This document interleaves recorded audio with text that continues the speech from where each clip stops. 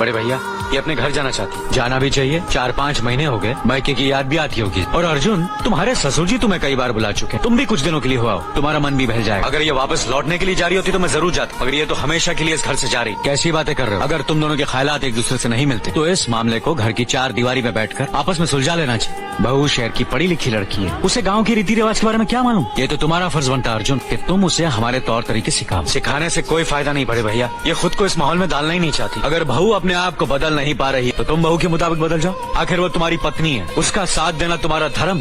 तुम्हारे भरोसे ही तो उसने अपनी सारी जिंदगी सौंप दी तुम्हें। अर्जुन, मेरे दर्द पर तुम तड़प उठो, क्योंकि हम दोनों एक ही माँ की संतान, खून का रिश्ता है हमारा। मगर पत्नी का नाता उससे कहीं ज्यादा गहरा होता है, क्योंकि वो पराये घर से आकर अपनों से कहीं ज्यादा अपनी हो जाती है। पति शरीर है तो पत्नी उसकी आत्मा है। पत्नी ही पति के जीवन को सही अर्थ देती है, उसे कामयाब बनाती है। पत्नी के बगैर पति बेजान और बेईमानी हो जाती। अगर आज तुम अपनी पत्नी को हमेशा के लिए उसके मैके छोड़ाओगे तो ये गांव, ये समाज क्या कहेगा हमारे बारे में? न्याय के सिंहासन पर बैठकर जो लोगों के अच्छे बुरे का फैसला करता है, अगर उसी के घर में नाइंसाफी होगी तो लोग हंसेंगे हम पर। बड़े भैया, मुझसे भूल हो गई।